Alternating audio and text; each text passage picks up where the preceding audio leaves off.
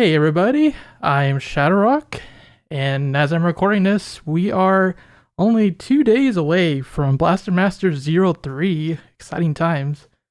So I thought we would get together, have a little spoiler cast slash interview with our special guest, who I'm happy to welcome back on the show, Matt Papa from Inti.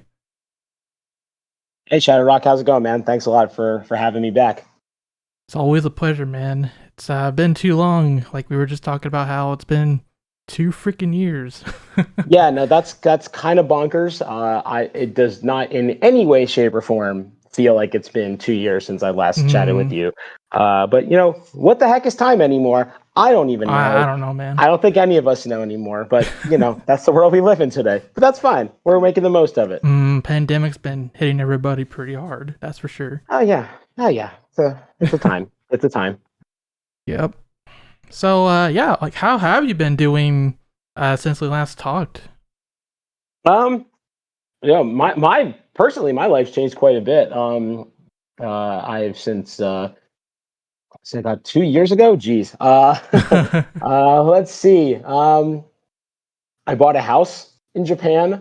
Oh, epic. I I finally got my driver's license here, and I'm the proud owner of not one but two cars that I love to death. Um, Wow. I may be obsessed with my Mazda Miata. It is the most fun car ever, Been and a having little fun. obsessed. And oh my god, it's great. Just trying to, you know, because it's really hard to explore. Japan, you rely on public transportation so much, especially like Right. in the big cities, Mhm. and not exactly an attractive situation in the pandemic times. Being on a crowded train and stuff like that. So that was my impetus to get my license and get a car of my own, so you can explore this amazing country safely without being on top of anybody else. So that's been a real joy. And I'd say the biggest thing is just a week ago at this point, yeah, a little over a week ago, I am now a cat dad. Congratulations. That's awesome. Wait, thank you. My fiance and I, we adopted a kitty from a shelter here in Chiba, and her name is Suzudon, and she's a very sweet bean. Yeah, I think I saw her on your Twitter. Yes, I did post her there because she's very cute. Yeah, it's very cute. I also saw your retro corner you got going on in your house. That's a really Oh, nice dude, yeah. setup. Yeah. Oh, thank you. Yeah, it's I have like a Japanese style room in Mm, my house with like the tatami floor mats and like the shoji like paper like doors and window covers and stuff like that. mm. And I was like, I don't know why. Like I feel like it goes against conventional wisdom, but for whatever reason, I'm like, this is my retro gaming room now. Usually you think like you reserve those rooms for like traditional Japanese like furniture and like setups and aesthetics and stuff like that. Nah, screw it. I'm gonna put like 80s retro stuff on the wall and put my arcade machine and my CRT TV and my laser disc player and all that good stuff and just toss it in my room of fun. Yeah, no, it's really I'm very very fortunate. Oh yeah, I feel you there. Like my room or my office room, I guess you would say, it's like half modern and half retro on either side of the room. So Honestly, that's a good way to do it. yeah, That's a good way to do it. it's good times. But I guess let's warm up with some personal questions for you. Sure, man. Whatever you got. So I got one from Sebastian Gall. He was asking, "What's your favorite Mega Man game?" Oh, that's easy. Two. um, Two is probably my favorite video game of all time and easily one of the most influential, if not the most influential game I've ever played. Yeah, Because two was kind for of good reason. the game that really set my love for video games into motion. Like I liked video games before that. Like Mm-hmm. we had an NES in my house since I was 3. But I played Mega Man 2 a couple years later. So I'd already been playing games for a couple years at that point, but that was the true one that was like, oh man, I really, really like this stuff.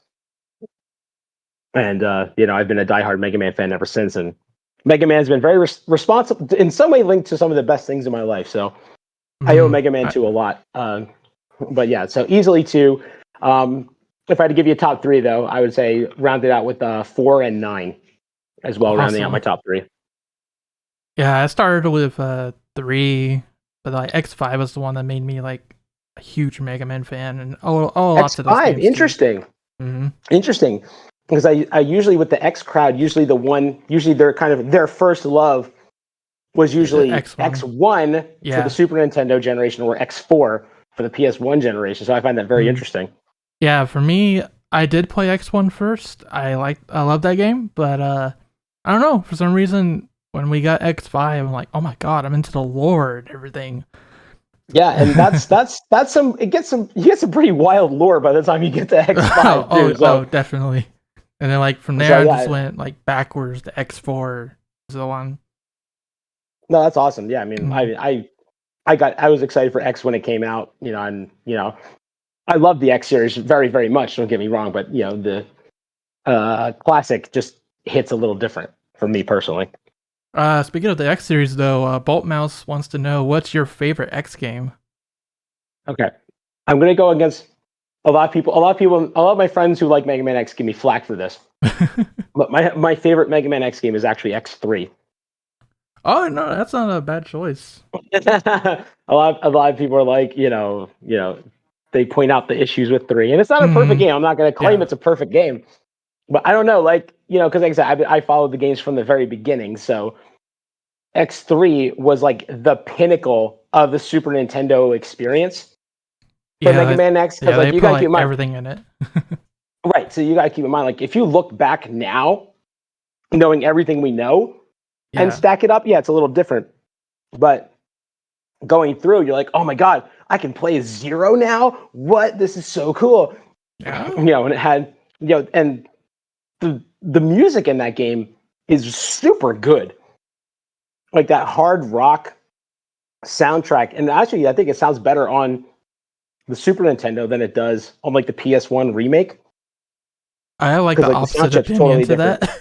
I mean, But that's fine. You're allowed to. You're allowed to. But like, it has a banger soundtrack as far as I'm concerned. And I really like some of the weapons in it too. And yeah, I don't know. I know it's not perfect, but I really really like X3. yeah, I know another YouTuber by the name of Colfam. He really loves X3 as well. So He's got good taste then. yeah, there's X3 fans out there, but Oh I yeah, I like know I'm not X3 too. alone. But some of my hardcore X friends always give me the side eye when I say X3 is my favorite. All right. Yeah. Actually, do you like any of the other series like Legends, Battle Network, or Star Force? So you love Legends. Was very big fan of Legends. I met my now fiance because of Mega Man Legends, and Oh, sweet. yeah, so I owe a lot to Mega Man Legends as well, for a multitude of reasons. But I absolutely love the Legends games. Um, I dabbled in like Battle Network and Star Force, but they're not bad games by any stretch of the Mm, imagination. But for whatever reason, they just didn't click with me the way those ones did. Like I still like them, don't get me wrong, but like I never got like super into them. Like yeah, especially when they're coming understandable. out, like yeah, for whatever reason, it just didn't hit the same way for me. I couldn't tell you why. Maybe if I went back and revisited them now, maybe I'd feel a little Hmm. different. But yeah, for whatever reason, it just didn't hit the same. But that doesn't mean I dislike them though. Mm. Well, maybe if we get a Legacy collection one day, it will be time to Oh, return. absolutely. Oh man, if they make a Legacy collection, I will absolutely buy it. Heck yeah. No question. Speaking of games that got a Legacy collection, I had like a Mega Man Zero related question from Reese Cates. They were All right. wondering why was Elolette from the Zero series changed to Prairie in the ZX series? I honestly don't know. I'm sorry. That might as well try. like uh, there's like a pretty big drop off in my, despite the fact that I work here at Inti, like I mm, have a lot more experience with original and X than I do with the Zero games. right. And yeah, I know I wasn't here during like the development, so I don't know a lot of like the whole behind the scenes stuff, or like why decisions were made or this or that. I don't really know too much of that stuff because I wasn't here for it. Mm-hmm. So yeah, sorry. It's no problem, man. Well, let's get into Inti questions now. some more personal ones. Calvin wanted to know, what's your favorite added from the Gunvolt series? Oh, that's hard because I like so many of them. Uh, You can just I throw would one out. the first one that comes to mind. Uh, I would probably have to say Elise because not only is not only is her character really cool, but I got to work with her voice actress Ayano. We used to do like shows on like the Inti YouTube channel together and stuff like that. And Mm-hmm. she's just like the most fun, sweetest person. So I have like personal connection bias for Elise, but but besides Elise, I really like Gibril too. I love Small Angry Chan is very very good. And I like I'm a big fan of Milos too. Uh, I love his. I'm a big fan of like the beach and the ocean, so I vibe with his protect the ocean or I will mess you up energy. Mm-hmm. All right.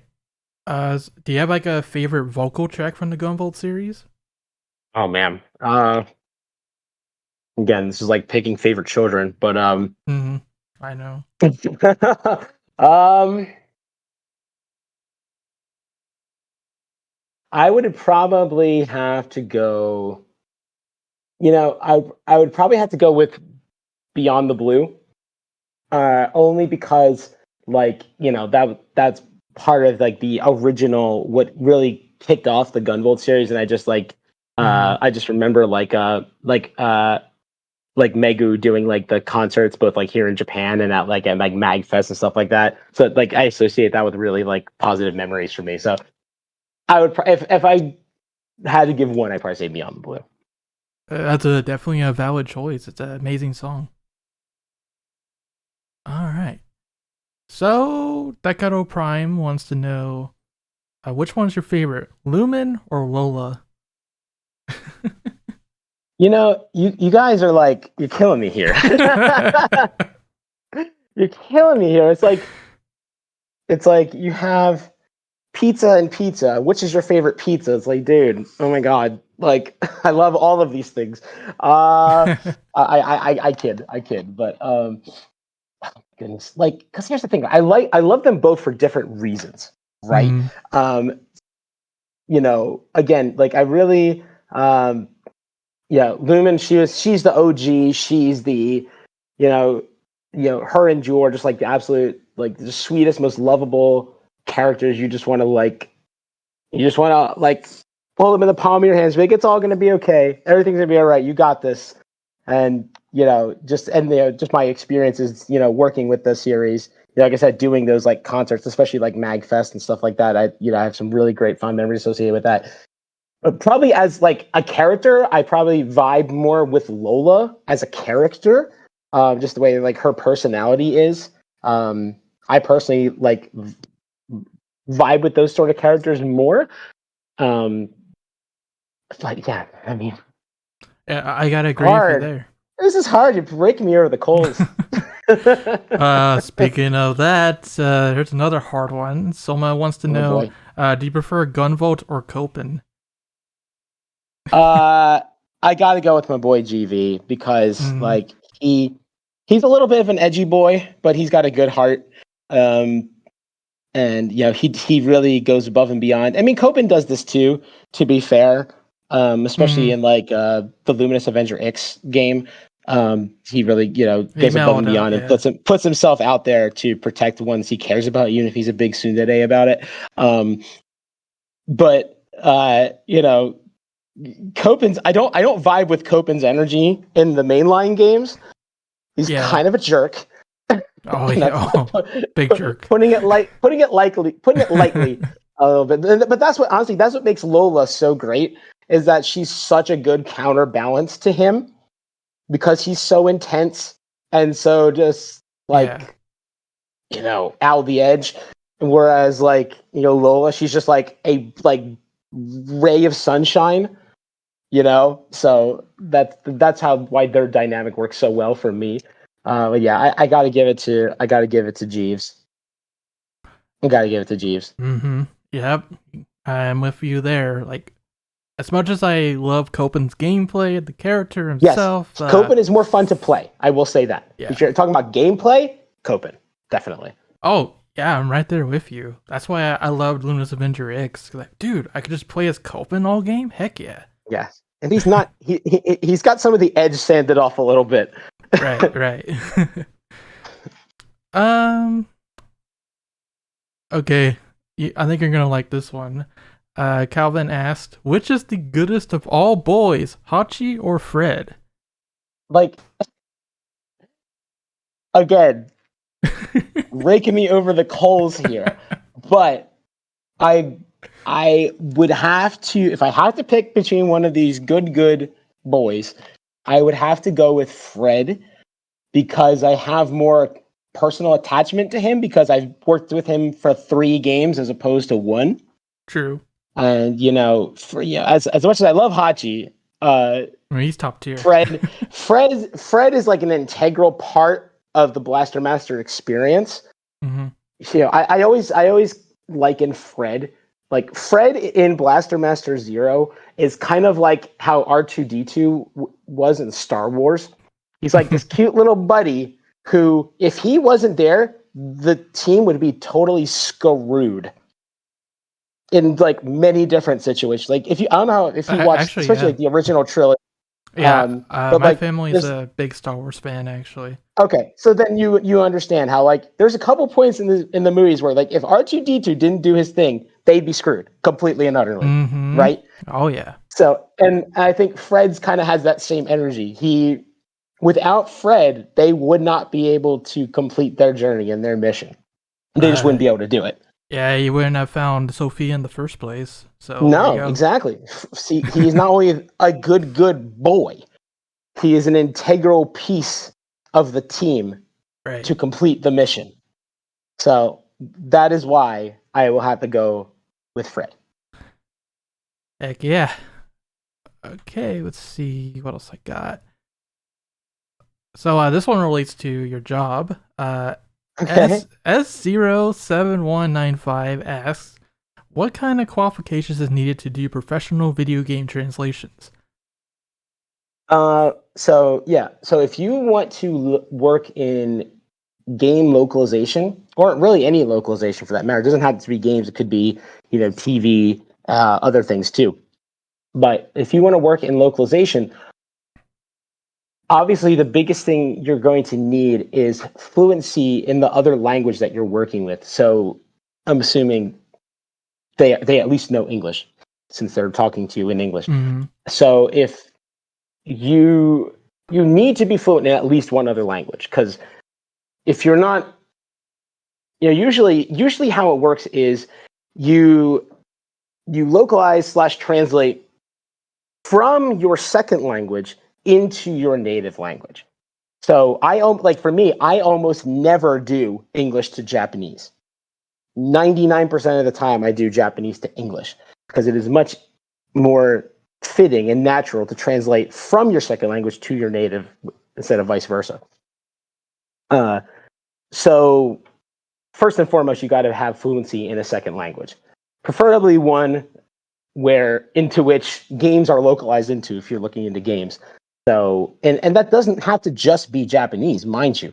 Especially nowadays here in 2021, that could be, just in East Asia alone, you've got Japanese, Chinese, both simplified and traditional, Korean, Thai.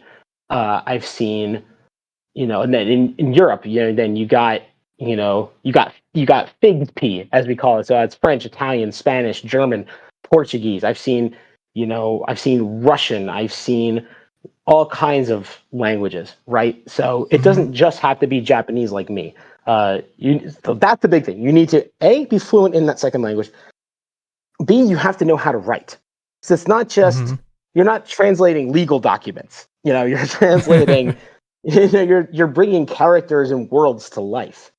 So any creative writing, it's your responsibility. You are delivering the experience. people are viewing the game through a pair of glasses that you made for them, right? So it's your responsibility to deliver a good experience. And if your writing is super dry or kind of stiff or whatever, it can take away from the quality of the experience. So and nobody's perfect. Everyone's writing styles are different. There's no one correct way to do it, but you definitely want to have experience. And this is something you can practice on your own. You don't need to be hired somewhere to do this. Absolutely.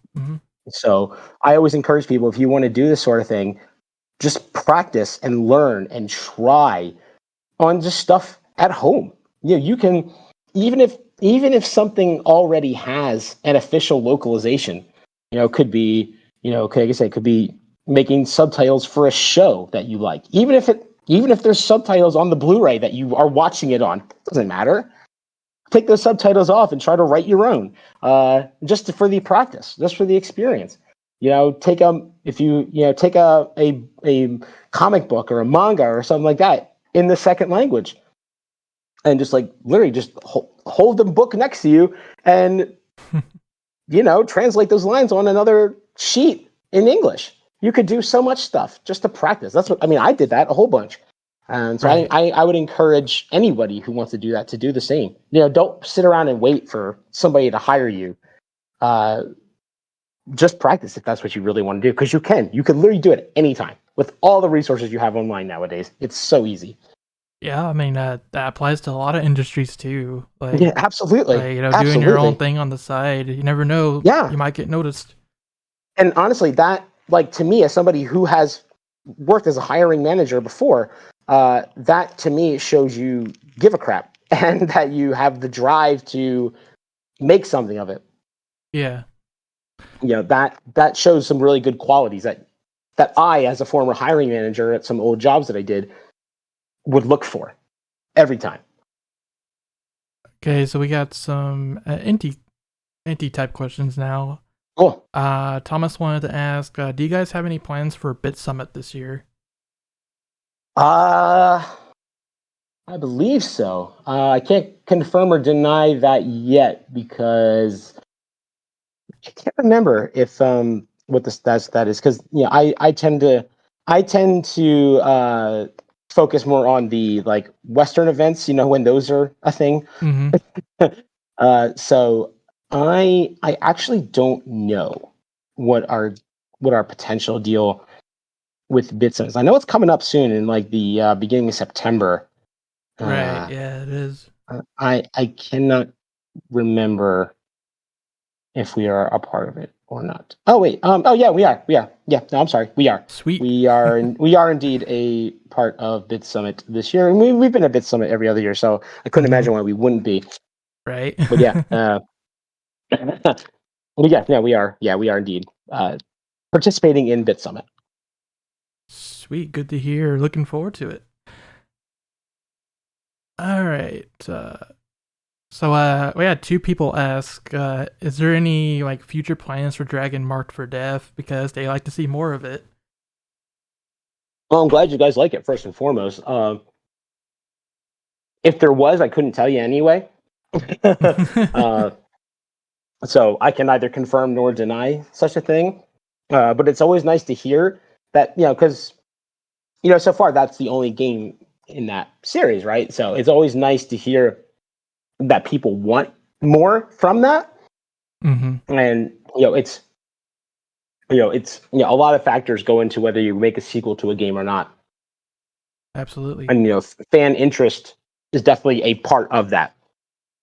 So it's always good to hear that people still are looking for more DMFD content. So while I can either confirm or deny, I appreciate the support, and it's always good to know that people want more from that series.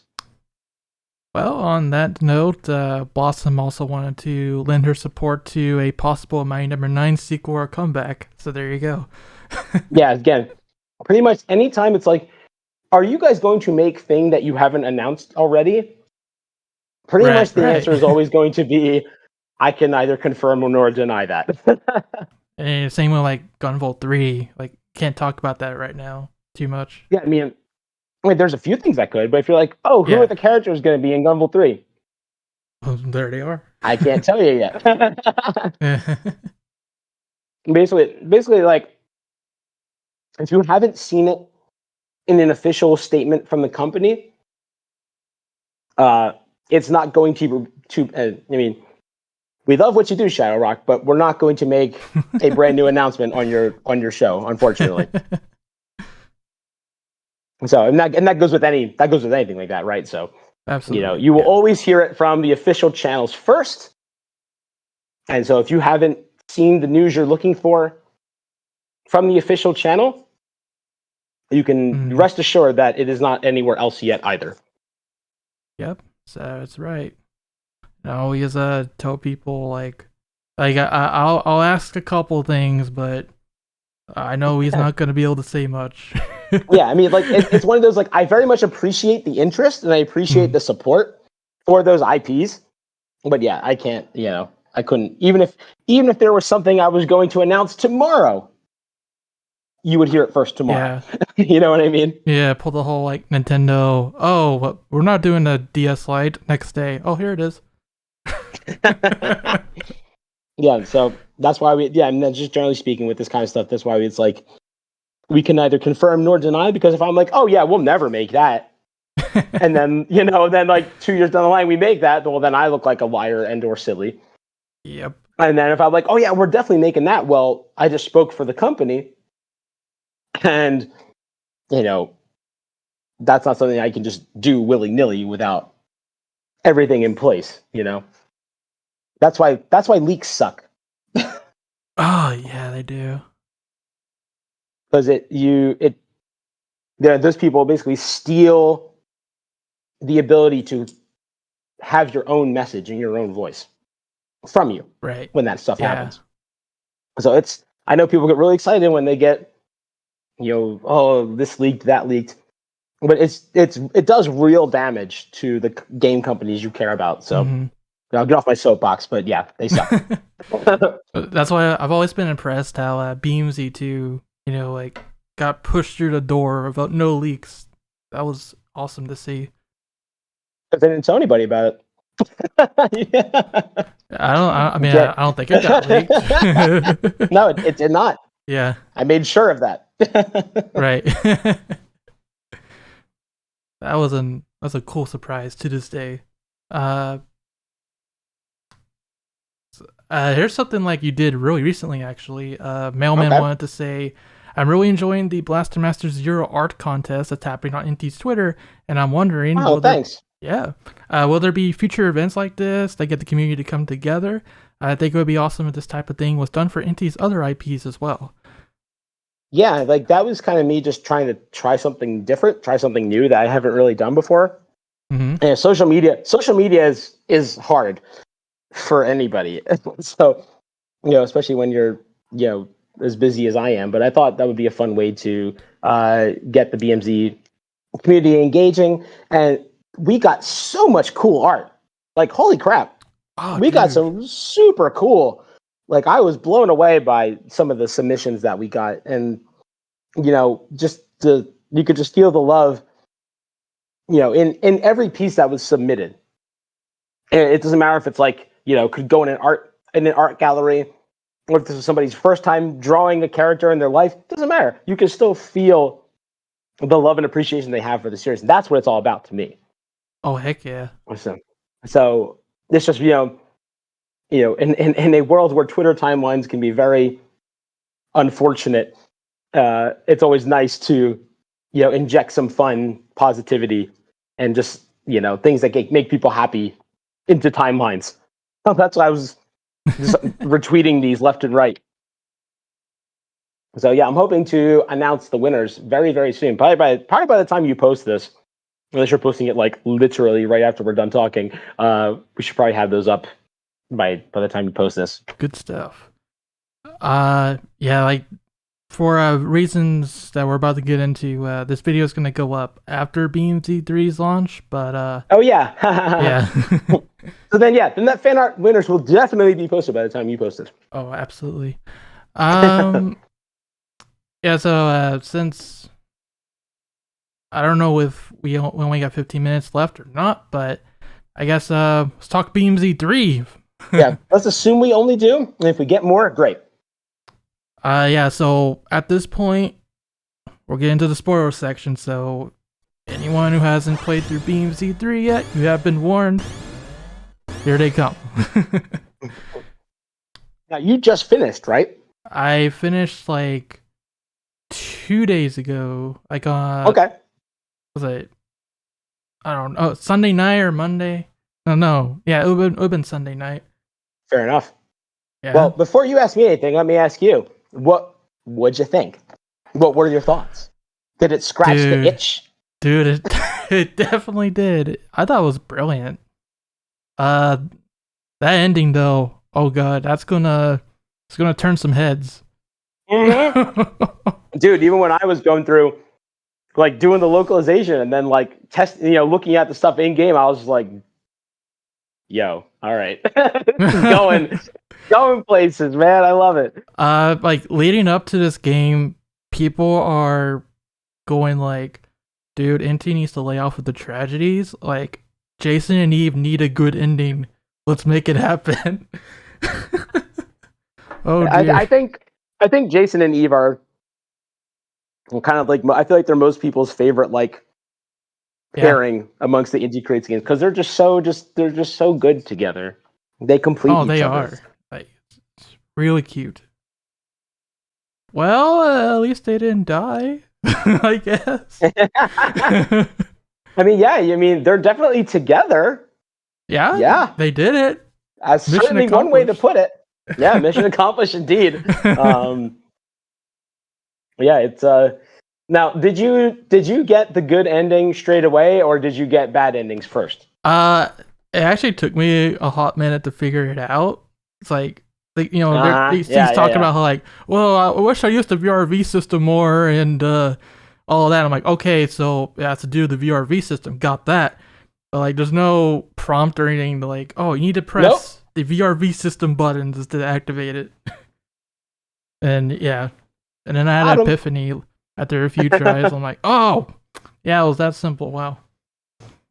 Sometimes it is literally that simple. Like, to if it makes you feel any better, like, because I didn't like ask the team about that when I was just going through La Di Da on my own. Mm-hmm.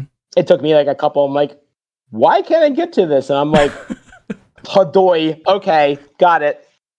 So I think that's normal. I think what you experience is kind of the goal, in all honesty. So don't feel too bad. Well, from a content standpoint, it's going to help me cover both endings because, well, if I want to show the bad ending, I just press A. If I want to show the good ending, I press L and R. Yep, pretty much. But yeah, we and you know that's why I kept kind of putting this, like, this is the end of the Jason saga. Yeah, the Jason. Take that for what you will. Mm-hmm. Now, obviously, that doesn't mean I can promise that any other games are happening or this, that, and the other thing, as we've already alluded to before. But you can kind of see why I made it a point to be like, this doesn't necessarily mean everything is done. You know what I mean? Right.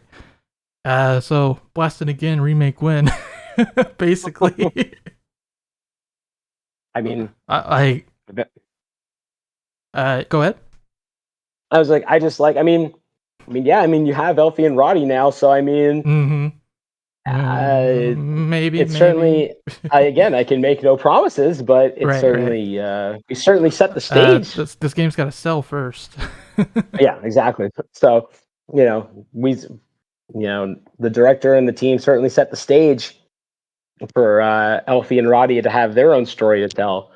And how much of a good parent Leibniz is. I feel so validated when I saw that because I was going off about Blasting Again. Hey, remember this game? Basically, it's like, yeah. I mean, the original just had so many more people who knew it than I think only the hardcore people. Like, I never even played Blasting Again. I haven't, like, I've only like played the intro just for like research purposes. But I need to actually play through it now. That's what I mean. Like it just hits different. It's not the same for Mm-hmm. more people have played Blaster Master Zero than I'm pretty sure I've played Blasting Again at this point. Absolutely. So I you're looking at it'd be a totally you're not looking at it as like we're trying to rope in fans of Blasting Again. Like we're giving fans of this world we created, something new if that's what happens. You know what I mean?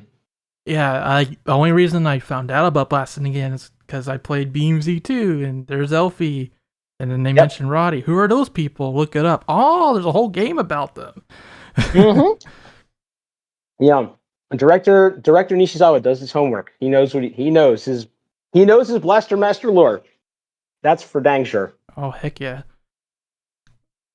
I can't wait to see people's reactions to that once it comes out. Yeah, what did you think about Leibniz's reveal?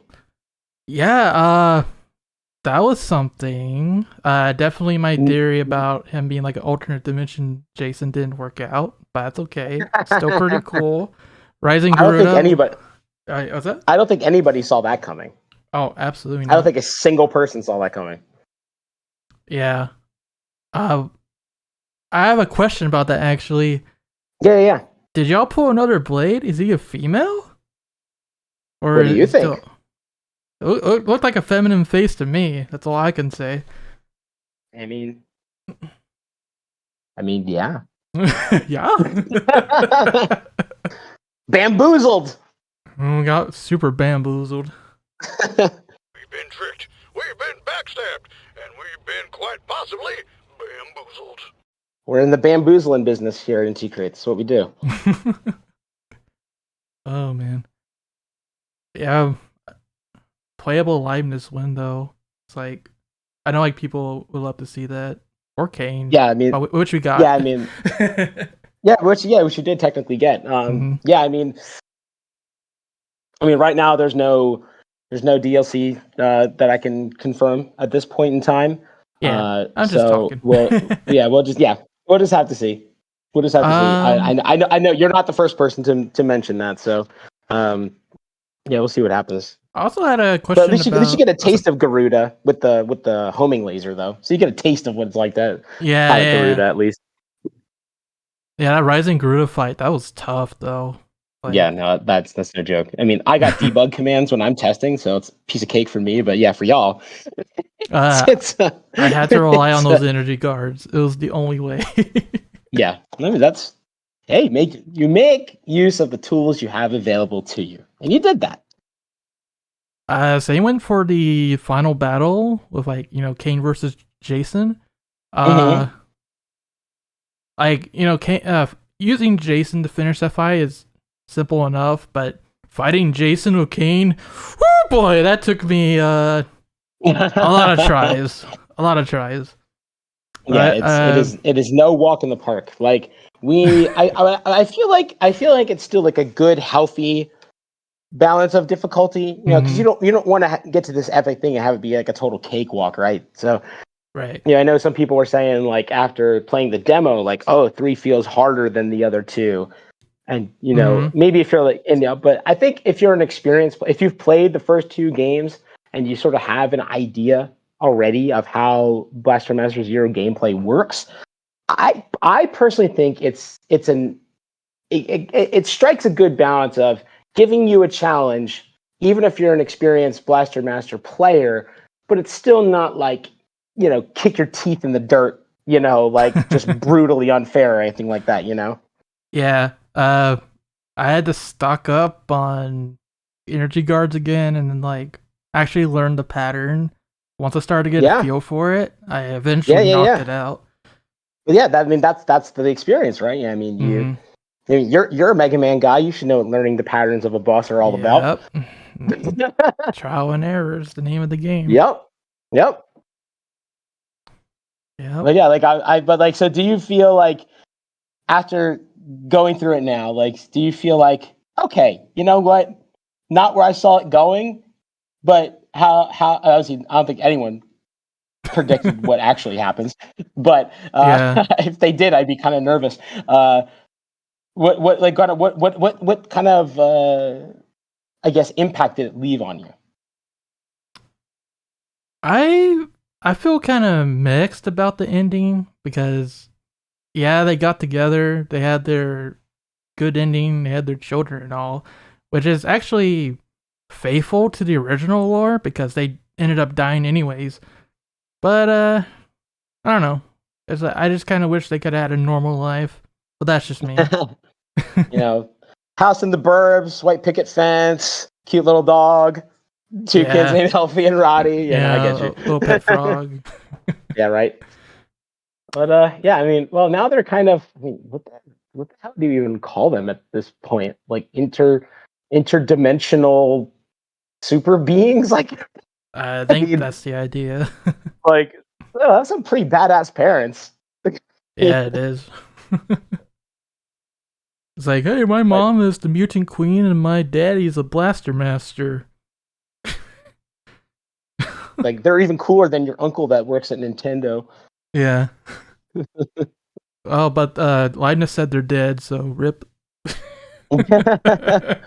Yeah, Leibniz says a lot of things. Leibniz says a lot of things. Like, and especially, like, you know, we obviously showcased that Leibniz was going to be your co-pilot, you know, even in the demo that we had. Right. But kind of going through the game with Leibniz there the whole time, like, yeah, what was that like? You know, you have, you know, just the, you know, the loving support of Eve, and then you have kick the back of your chair, Edgy McEdgerson in your backseat. That was like, the what best part? Is he kicking the chair? Hey, quit that! No, I honestly love, like, because Jason, you know, Jason very much has like kind of like the Boy Scout mentality. Yeah, he's the good boy who's going to do the good right thing, and he's gonna summon up all his courage and do the right thing because he's a good boy.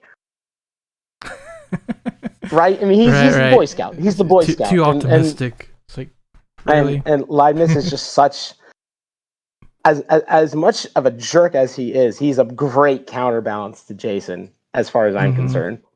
Oh yeah, and just like, because Jason's so easy to tease, so Leibniz just has a field day. Right. And, like how did you like that compared to, like, you know, like I said, just honestly, what you experienced 1 and 2? I loved it. Like, I was actually just writing about him for the review, and like, I just loved how you know, he, like you said, Jason the Boy Scout and Leibniz the big jerk, and he's just like backseating the whole situation. Like, ha! Look what's going on now. Oh, no, this is just lovely. And you know, he's like, oh look, the doll has become a human now. And Jennifer's like, oh, you got a dirty mouth.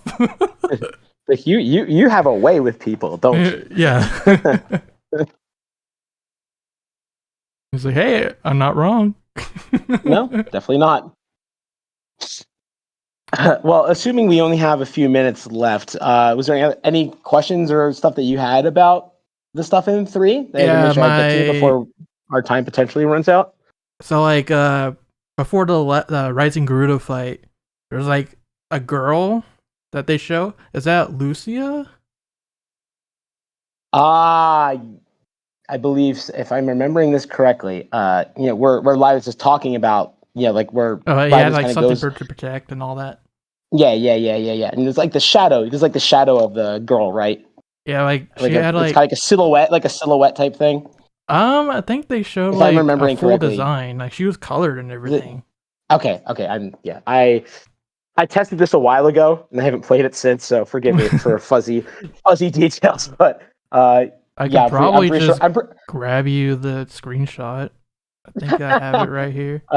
I'm pretty sure of what you're referring to is indeed Lucia, because, you know, Leibniz talks about, you know, how he lost his partner, and yep, you know, what am I fighting for? Well, you're fighting. What am I fighting for? Yeah, you're fighting for Lucia. That's what you're fighting for. All right, got you the screenshot. Yeah, like, she's like full colored in this build, at least. So yes, yeah. I remember now. Yes. Yeah,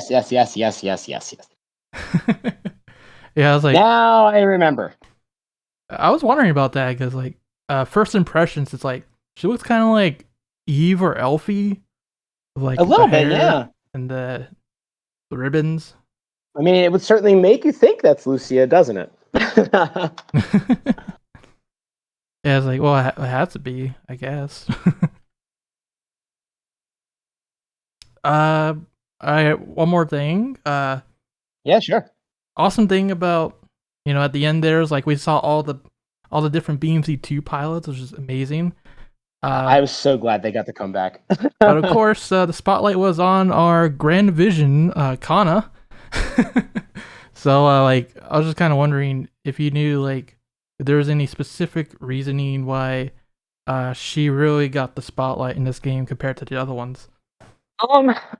I don't know exactly. I mean, only Nishizawa could probably answer that. But I think just her home planet is just so weird.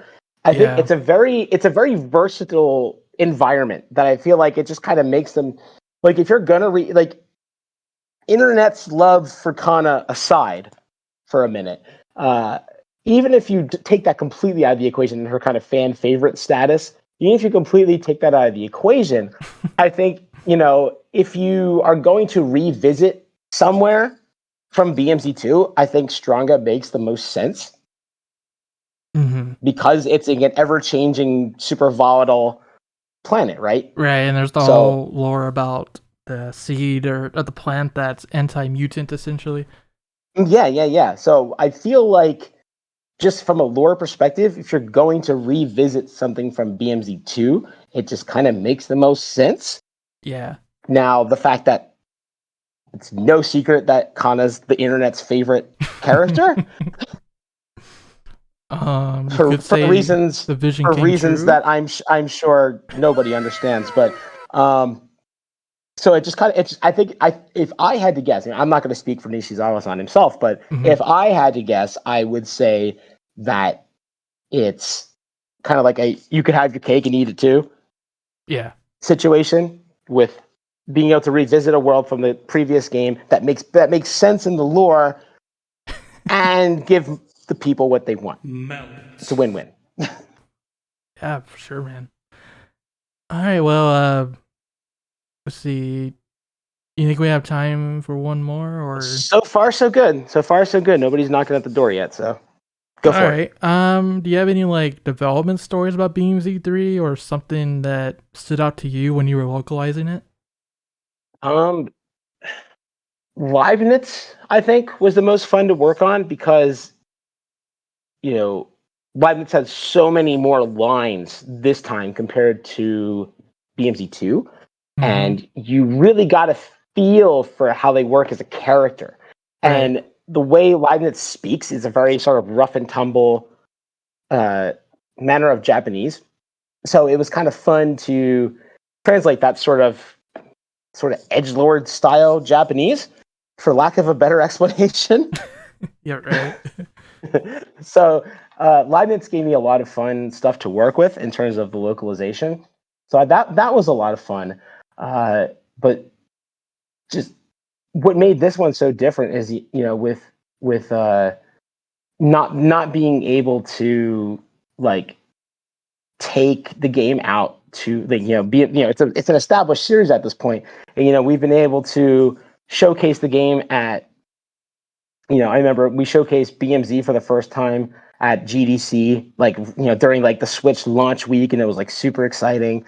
And then we announced BMZ2 on the Nintendo Direct or the Nindies Direct, whichever one it was, and then we very shortly after had it at PAX East and got to showcase there to people for the first time. That was really exciting. And then, we can't do that this time around for BMZ3. I mean, we had the Steam demos, which were really great, and I'm super glad that those existed. So it gave people a chance to, get the closest thing you're going to get to that experience without actually having it. So, but that was for me, because going to those events is such an exciting chance to really get a new game or a game that's about to come out into people's hands and get their direct feel. You can look into somebody's eyes and look at their facial reactions and see how they really feel about a game, and just chatting with people and having that sort of like what's the word I'm looking for here? I forget English. I've been in this country so long. Like that sort of shared level of hype that you can experience together. I miss that. That's a lot of fun. So Yeah, I hopefully, bet. if things go a little smoother over the Hmm. next few months, we will Fingers be able crossed. to return to events in North America. If I can get to an event in North America before the year changes again, I'll be really happy. That's a dream. I'm keeping my fingers crossed that we can still do that. Because where in the U.S. are you? What general region of the U.S.? I'm in Texas. Texas. Okay. Well, hopefully, we. I think you did come to San Antonio. Like, Yes, we did. PAX South was one of the. We yeah. did that in 2020 for the first time, I was like, and have that was we our gone to first PAX. Whataburger? Oh, absolute, dude. Okay, like not Whataburger. Whataburger was one of my first meals I had in San Antonio. And my fiance used to live in Texas when she was really little, so she would talk up Whataburger. Like when she found we were going to Texas, she was so excited because she finally got to show me what it was all about. And thankfully, there was one like right down the road from the hotel. And yeah, as far as fast food burgers go, yeah, that's some good stuff. So I'm really hoping that we can get to either like an anime show down there or a PAX South again when that rolls around. If that rolls around, I don't know if that's going to be in next January or when the heck that's going to be. But we had a great experience down there in Texas. And that was my first time ever going to Texas before. Awesome. I hope you So, enjoyed it. no, I did. It was great. So I'm really hoping we can go back there. One of the shows that we were doing every year for the past couple of years, Anime NYC, is in November. And so I think that will be kind of like, hopefully we can do that. Hopefully Yeah. things are good enough so we can at least do that, and that can kind of kick off sort of the return, if you will, of that. Because I think that for any of the games that have come out in the pandemic, I think for me that was probably the biggest change and like one of the biggest impacts is just not being able to have these at shows. Yeah. It really is the best. I don't know if you're a con goer yourself, but I've been going to cons since 2002. Yeah, maybe pull out my cane. Yeah, we a boomer or whatever you want to call me, but yeah. So there's just something really special about those. So I'm really hoping that they can come back and we can start bringing our stuff again. Yeah, I don't get many chances to travel, but that's why I appreciated those Steam demos that y'all had. Got people like me a chance to actually try the game out. Yeah, and there's a lot of new normals now since in the post-pandemic life, so you kind of never know what that's made stuff like that will be kind of the norm going forward. In addition to what we're doing with like actual in-person events and stuff, who knows? Yeah. Hopefully Steam and other platforms too. I hope will be able to do more stuff like that going forward. Because I think that was super great. I really do. So hopefully we can have kind of the best of both worlds situation going on. Fingers crossed. Me too. Fingers crossed.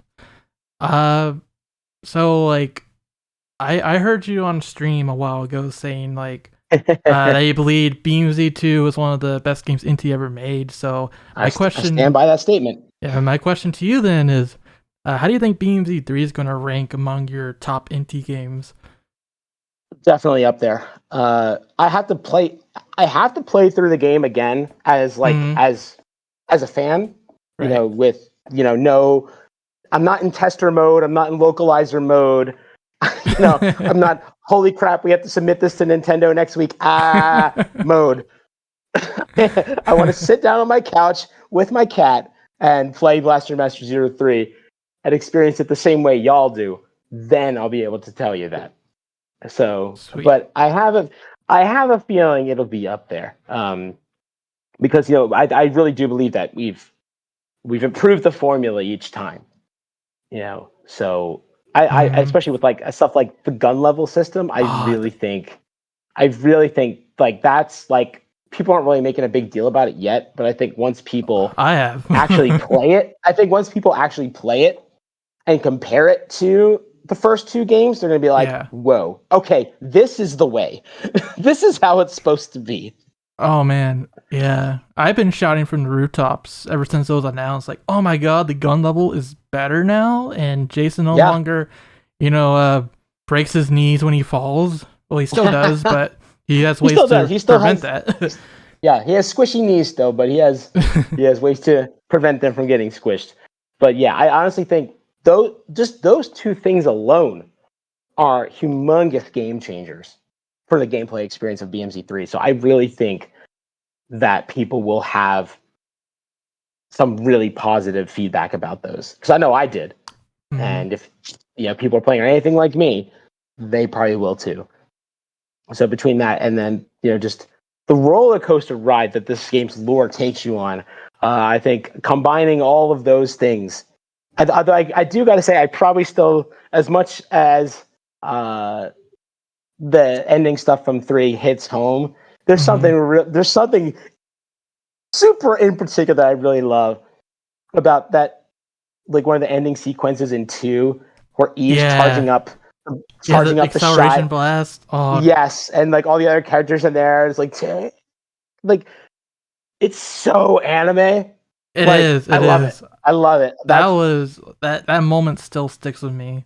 Like, that was good. It's so good. So that for me is really hard to top. But right. I think overall though, people are really gonna like. If you like the Blaster Master Zero games, I don't see how you won't enjoy this. Like, truthfully. Yeah, like the dev team for BMZ3 did like the God's work, like updating the gameplay, making it better. No, they really did. No problem. This team's come together really well, and Nishizawa-san's done a fantastic job as a director. Natsume-san's done just an incredible job with the art and the character designs. Giving modern life to characters like Kane and Jennifer and stuff like that has been super cool. And I think those two, obviously it's a big team, but just seeing what those two have contributed has been really special, and they've done a fantastic job with this series. I agree. And kudos to them. Yeah, and knowing what they have coming up in the future, I think people are going to have stuff to be excited about. So absolutely, that's all you're getting from me, though. Soundtrack though, Inti Sound Team coming out full force with that soundtrack. Bangers left and right with the bangers as they do. Honestly, I really love the, like, we had it in the trailer, but the Sophia Metropolis music I love. It's probably my favorite track on the that's probably my favorite too. That's like, I don't know. Maybe it's because it's the first one we ever heard in the trailers, but that hits hard. But I think it was probably in those trailers for a good reason, because it's really good. This is true. Like there's a lot of bangers, but for me that one sticks out in particular. I've also been listening to the Area 3 Mass Driver theme before we recorded this, so Oh, okay. I'm having trouble remembering what that one sounds like in my head, but I know just going through the game, and I know they're all bangers. I was actually just I was just recently working on the all the song names for the soundtrack, for like the limited run version and stuff like that. I know I did that recently, so I was like, oh yeah, I got to kind of rethink about those again pretty recently. Yeah, I'm definitely looking forward to the name reveals for the tracks. Did you score yourself a limited run version? I did. Awesome, thank you. I already had 0, 1, and 2, so I'm like, gotta get 0, 3. Much appreciated. Did you do the collector's edition or the standard? I did collector's. Yeah, you bet. My man. I know I love this because it was my idea and I was really happy about it. But like, did you? I mean, I feel like you're a big enough supporter, not to put words in your mouth, but I feel like you probably would have wanted it anyway. not to like make not just to make assumptions or anything like that, but like the fact that the boxes connect to make one full image. Like, what was your thoughts on that? Because I'm really proud of that idea. I don't think I noticed it until we saw the art for the 03 Collector's Edition. I'm like, oh my god, it all connects. It all makes sense now. Because to be completely honest with you, that was not planned from the get-go. Yeah. It was not. Because like, we did the BMZ 1 and 2 collection with limited run before BMZ 3 had anything really going on, right? So, that wasn't like, part of the master plan. No, I was just like, okay, well, we're going to do this separately, but I wanted to somehow connect, bring it all together, because then it's a trilogy. So I want to bring these two things together, and I went to Natsume, so I was like, hey, man, like, I really want to make it into one illustration. Can you make that happen? And my dude, as he always does, delivers. Oh boy, did he. That art is just so freaking precious. It really is. It's like, if that doesn't make you smile, then I don't know what's with you. But man, like, now seeing the context behind that image, man. You get it. You get it. You get the deep cut. You appreciate that on a whole new level now. Oh yeah. So I think people had a question about the whole like the Japanese voice acting situation. Did you want to like explain that for us? I'll do what I can. All right. What was the question specifically, or did you just kind of just talk about it in general? So like, I know like it's exclusive to the physical versions, obviously, but there's been like a lot of people asking about if it's going to come to the digital versions at some point. Right. Yeah. Excuse me. Yeah, like I said, this and I get it. I get the like, hey, what's up with the digital? When's this coming? I totally get that. So just first and foremost, yeah. So like, this content was created specifically for the the BMZ trilogy that we're selling in Japan and other regions that we can publish in directly, right? Because our physical releases in Japan and the Asia region, we publish ourselves, so it's a little bit different when you can publish your own stuff versus having to work with a partner. So if you notice, whenever we publish a physical in the West, it's always with another company like Limited Run Games, like P-Cube, like Nighthawk Interactive, whoever it may have been, because you can't publish in that region unless there's like a certain criteria that you have to meet in order, like you have to have like an office there and like a headquarters of some sort. It's a whole bunch of stuff, right? Yeah. So we can't publish our own stuff in North America or Europe physically. So it's kind of it's a really different situation. So honestly, the fact that I worked to get the voice acting for 3 into the limited run release. That was a very special exception, because normally you don't do, like, when you make content specifically for a release like that, like we did for the trilogy, not very often do you kind of take pieces of that and put it somewhere else too. It's usually a very exclusive thing. But I had, at the very least, wanted to make sure, since BMZ 1 and 2 are already printed, shipped, and on shelves at that point, not a whole lot I could really do at that point. So I figured, okay, well, let me at least get this in the physical version of 3 at the very least, and then down the road, I can't make any promises right here and now if the digitals will be updated at some point. Obviously, we are aware of people's desire for that content, so that is definitely something we will keep in mind as once 3 comes out and the physicals sell through and stuff like that. So I would say just give it time for now, and we'll we'll see what happens over the next period of time. But Right. your voices have been heard. I'm very much aware of the situation, so I can at least promise you that much. And if we can make something happen, I'm sure we will. But Okay. in the meantime, it is what it is for now. It's good to hear that the voices have been heard at least. Oh, always. Yeah, I mean, it's our job as people who create, who make games to listen to what people are saying. You can't obviously just do everything people want, and not do your own thing. There's a healthy balance there, but we do listen. No game company can do every single thing the fans want 100% of the time, all the time. It's just not reality. But we do listen, and we do take that into consideration when making decisions. There's a lot of things that go at any game company. There's a lot that goes behind the scenes. There's a lot of moving parts. It's never as simple as you may think it is. Put it that way. Right. I will say I am a man of content, and I put my money where my mouth is. So not only did I get LRG, I got the trilogy from Japan as well. Well, I mean, you're supporting us either way, so thank you for double dipping and extra supporting Inti Creates.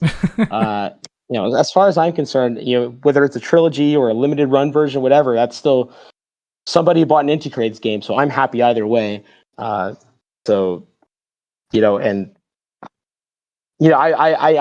we got a lot of orders from like places like Play Asia and stuff like that. So yeah, I went through Amazon Japan.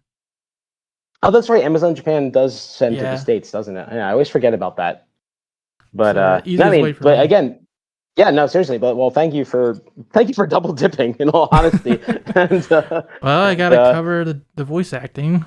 I'm curious it's good. I think they did a really good job.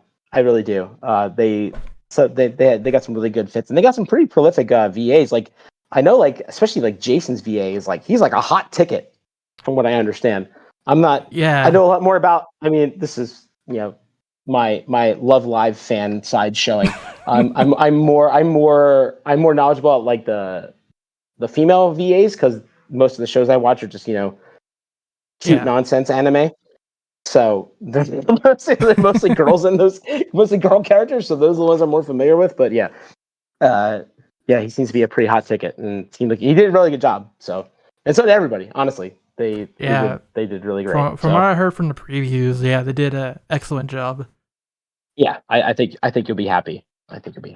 My sisters are actually big Love Live fans as well, so I'm sure if I showed them the cast list, they might point out someone. It's like, oh, I know that actor. I don't think there's no Love Live people in the cast, but if there was, they know a lot of other actors from various animes. I'll tell your sisters I'm actually wearing the Love Live shirt today, believe it or not.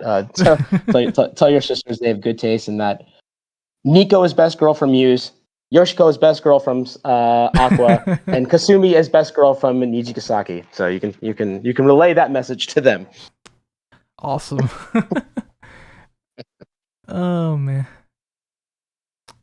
My Mazda Miata is slowly becoming a low key Yoshiko Itasha, slowly but surely. I'm not gonna put decals on the paint, but pretty much everything else is slowly but surely being taken over by anime girls, which is fine. That's I accept. Dang wholesome show. I accept. Oh no, Love Live is such a feel good show. Yeah, it just makes me so happy, and the characters are so delightful. The music is just so uplifting and good. And watch Love Live, experience that good stuff, and at me on Twitter about it. Be like, yeah, Matt, this is the good stuff. I get it now. You're welcome in advance. Welcome to the Love Live cast, Matt Papa. Right? More than happy to do that. But the Japanese VAs did a great job, and we'll see what happens going forward with that. But can't wait to listen to it for myself and the context of the full games. Yeah, it really does add something. it really does add another level to the experience. It really does. So I really think you'll enjoy it. Yeah, I've always enjoyed when they fully voice act the lines in games. It really adds to the presentation value and everything. No, it really does. Like it's, we do a lot of Japanese VA for our stuff, or Right. VO I should say, stuff going forward, and I think more and more people are appreciating having voiceover in games, especially for like even like smaller scale like indie titles like this, because it really does add something. So we'll see what the future holds for other projects, and potentially maybe in getting like English VO in there someday. Yeah, English VO. Yeah, I think we had that discussion 2 years ago, but probably I did see a question yesterday about English VO. There is a demand for it, I can say that. No, there definitely is, and it's just something that's really hard to coordinate from over here. Yeah. But we'll see what happens in the future. I mean, if I can make that happen, trust me, I would love to. So, well, again, it's one of those I can't make any promises, but I would certainly love to if I had the opportunity. So, well, I think y'all got we'll just have to see. Y'all got Christina V to do Kana already, so there's one. we did. We had a little taste. She was delightful. I love Christina. She was great. Mm-hmm. She was so much fun to work with. Yeah, it was. I think she nailed it. No, she did. I honestly think. I feel like the Japanese voice kind of channels a bit of that energy too, because Kana's just so weird. Despite what people tend to talk about whenever we post a Kana image on Twitter, Kana's just such a goofy, weird character. That's why I love her, because she's such a weirdo. Mm-hmm. It's Kana time, baby. Internet's gonna internet, but yes, she's delightful for many reasons, not just those. I think I guess we'll just end things off with this. Yeah, sure.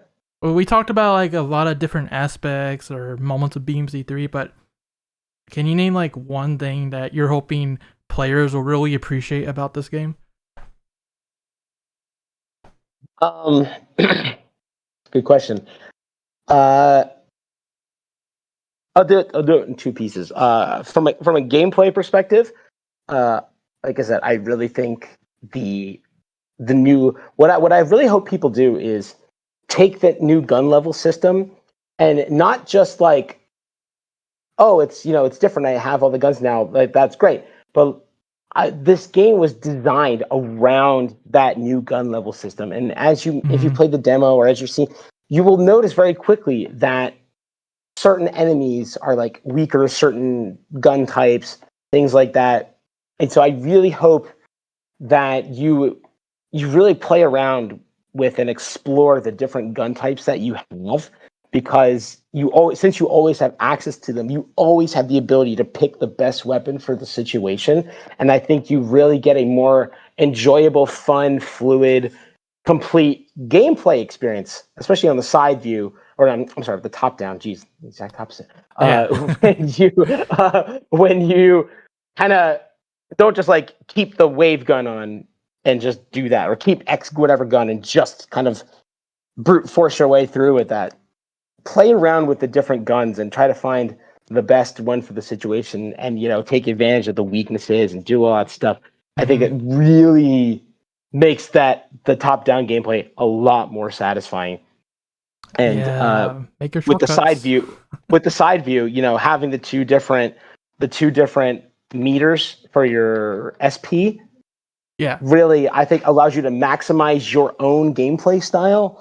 Whereas if maybe you don't use special weapons that much, but you still want to stay mobile, if you're hovering around a lot and using like a lot of the jumps or whatever, you can still do that, but you still have access to your special weapons now. So especially if you're the type of player who doesn't use their special weapons all that much in favor of keeping that SP for your maneuver abilities, I really hope you experiment with the different cannons and special weapons that drain your other now SP bar, and I think you'll get even more enjoyment out of those side-scrolling stages as well, because you don't have to sort of forge your SP for one or the other as much as you had to before.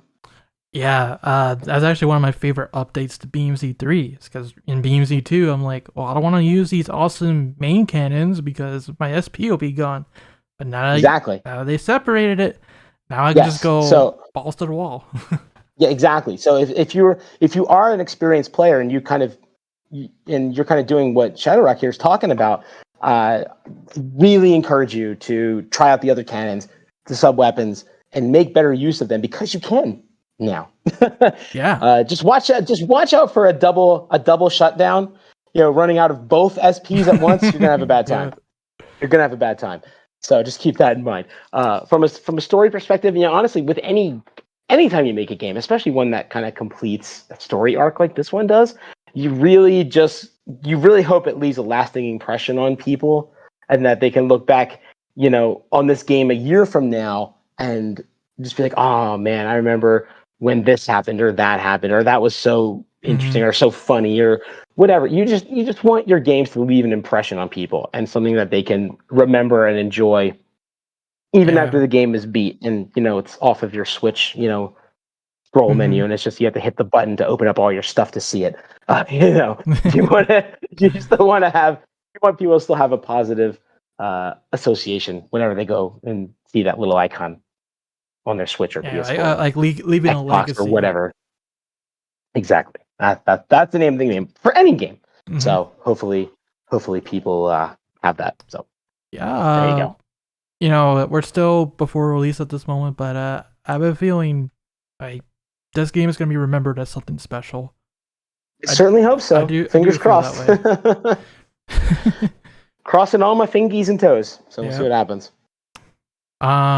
Actually, speaking of like leaving a legacy, there was some questions about the DLC situation because you guys released the LRG edition already.